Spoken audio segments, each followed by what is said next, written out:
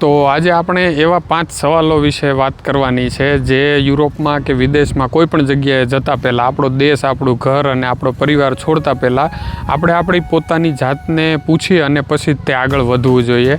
અને એ કયા 5 સવાલ છે જેનાથી તમે જો કોઈ પણ ડિસિઝન લ્યો તો એનાથી ભવિષ્યમાં તમે જ્યારે ગમે ત્યાં મૂવ થાવ તો એનાથી તમને કોઈ પણ વસ્તુનો રિગ્રેટ ન થાય, તમને કોઈ પણ વસ્તુની કમી ન થાય અને અહીંયા આવીને તમે કોઈ ભૂલ કરી હોય એવું ન તમને લાગે. એટલે એ વિશે આજે આપણે એ 5 સવાલો પોતાની જાતને પૂછવાના છે કે હું જે ડિસિઝન લેવા જઈ રહ્યો છું, હું જે દેશ છોડી અને બહાર જવાનું વિચારું છું એમાં કાંઈ ભૂલ તો નથી કરી રહ્યો ને. એટલે એ બહુ મહત્ત્વની વસ્તુ છે. જો તમારે વિદેશ આવવું હોય, યુરોપમાં આવવું હોય અથવા તો કોઈ પણ જગ્યાએ તમારું ઘર છોડી અને દૂર જવું હોય, મારી એવી સલાહ છે કે તમારે પોતાની જાતને આ 5 સવાલ પૂછી અને પછી જ તે આગળ નીકળવું, જેનાથી તમને કોઈ જાતનો અફસોસ ન રહે. વિડીયામાં જે ચોથો સવાલ છે એ તો બહુ સૌથી મહત્ત્વનો છે, એટલે આખો વિડીયો જોજો તો જ મજા આવશે. તો નમસ્કાર મિત્રો, મારું નામ છે પ્રવીણ બલદાણિયા. જે મિત્રો મને ફોલો કરતા હશે એમને ખ્યાલ હશે. આ વિડીયો છેલ્લે સુધી જોજો, બહુ મહત્ત્વનો છે જ્યારે તમે બહાર જતા હોય ત્યારે. જો આ મારો વિડીયો ગમે તો લાઈક, કમેન્ટ અને શેર કરવાનું ભૂલતા નહીં. ચલો તો કોઈ પણ ટાઈમ વેસ્ટ કર્યા વગર આપણે વિડીયોની શરૂઆત કરીએ. હવે વિદેશમાં આવતા પહેલાં તમારે પોતાની જાતને પહેલો જે સવાલ પૂછવાનો છે કે મારે વિદેશ શું કામ જવું છે? પૈસા માટે જવું છે, સુરક્ષા માટે જવું છે, કે ફેમિલીના કે બાળકોના સારા ભવિષ્ય માટે જવું છે, કે મારી જેવા બીજા લોકોને તમે ઇન્સ્ટાગ્રામ ને સોશિયલ મીડિયામાં જોયા અને તમને એમ થયું કે નહીં આ લોકો તો મજો કરે છે તો આપણે એ માટે પણ જવું. જો આ સવાલનો તમને સાચો સચોટ તમારી પાસે જવાબ હશે કે મારે પૈસા તો હું અહીંયા કમાઉં છું, દાખલા તરીકે તમે ઇન્ડિયામાં સારું કમાતા હોય અને તમે વિચારતા હોય કે બાળકોને લઈ અને મારે એનું ભવિષ્ય સુધારવા માટે દૂર જવું છે અને એના માટે જે સેક્રિફાઈસ કરવું પડે એ હું કરવા તૈયાર છું, કેમ કે તમે ત્યાં અત્યારે સારી જોબમાં કે સારી જગ્યાએ કામ કરતા હોય ને સારી સેલેરી હોય તો પછી ખાલી પૈસા માટે માણસ અહીંયા આવે તો એ પણ નકામું છે.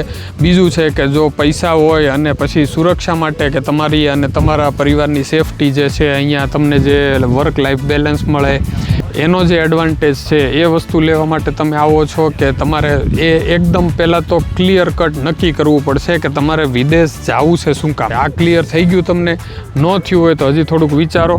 હવે આપણે બીજા સવાલ તરફ આગળ વધીએ. તો બીજો સવાલ છે કે શું તમે એકલા રહેવા માટે તૈયાર છો? જો કદાચ તમે ફેમિલી સાથે ન આવતા હોય, તમારું એવું હાઈલી કોઈ ક્વોલિફિકેશન કે એજ્યુકેશન કે ડિગ્રી કે ના હોય અને એના લીધે તમારે એકલાને આવવું પડે, તમારો પરિવાર, માતા પિતા, ભાઈ બહેન કે ઘરવાળી અને છોકરાઓ એ બધાને મૂકીને તમારે વિદેશ આવવું છે, તો શું તમે એકલા રહેવા માટે તૈયાર છો? અહીંયા નથી દિવાળી, નથી હોળી, નથી હગાવાલા, નથી આપણું ખાવાનું અને બધું જ શું કહેવાય જે સોશિયલ મીડિયામાં તમને આ એકદમ ખૂબસૂરત દેખાય છે આખું યુરોપ, બરાબર? એ કેમેરો બંધ કરો એટલે ઘણા માણસો ઘરે આવી અને એકલા રહેતા હોય, એકલા જીવતા હોય અને એને એકલા જિંદગી કાઢવી પડે.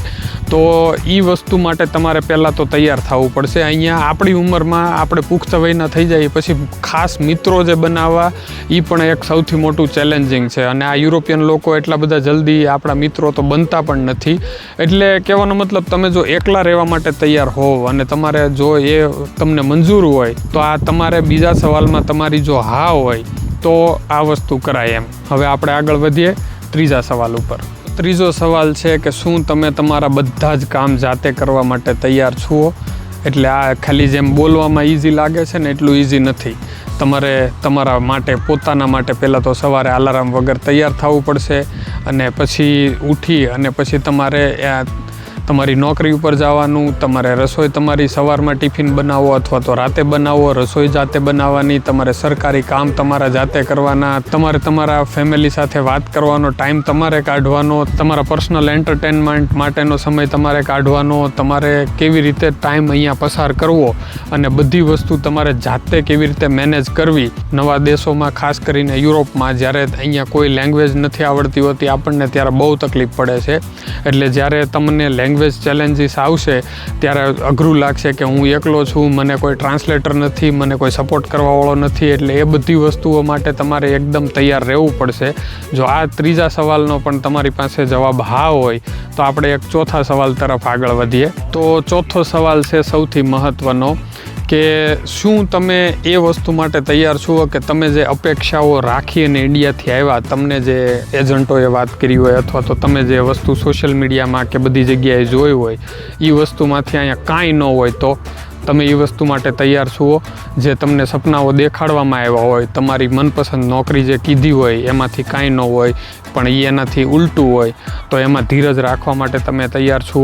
પછી સેલેરી ઓછી મળે, તમને રૂમ શેર કરવો પડે બીજા જોડે, ભાષા ન આવડતી હોય, તો તમે આ બધી વસ્તુઓ સાથે 1-2 વર્ષ તમે અહીંયા રહી અને સ્ટ્રગલ કરી અને તમારી પોતાની જાતને તમે ટાઈમ આપી શકશો? પછી તમે 3 મહિના 6 મહિનામાં કંટાળી જાઓ કે ભાઈ આ વસ્તુ તો નહીં ફાવે.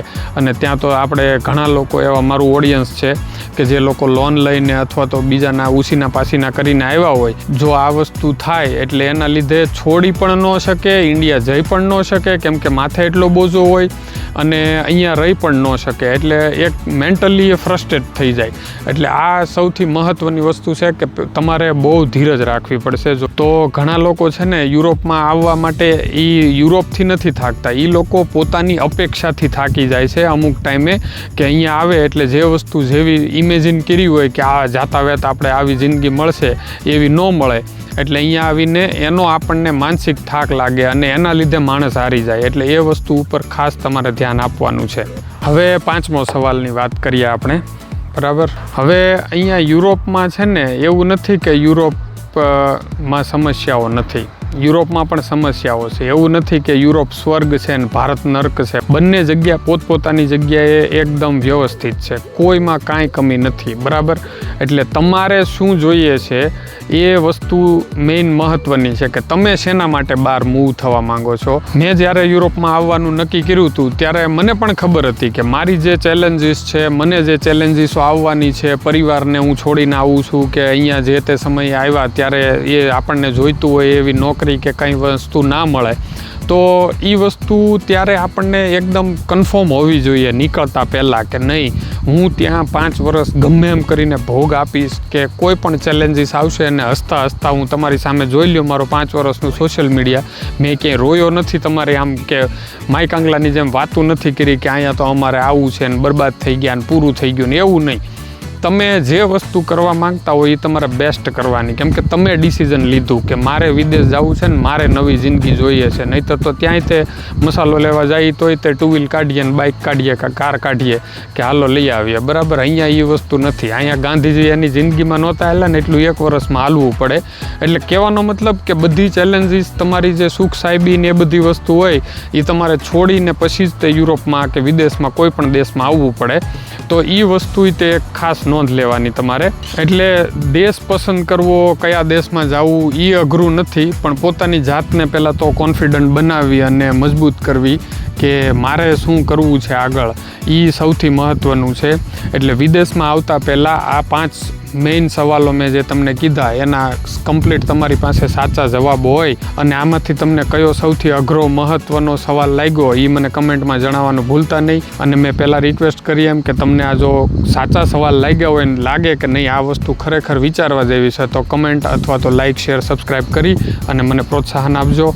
મળીએ આગલા વિડીયોમાં. ધન્યવાદ.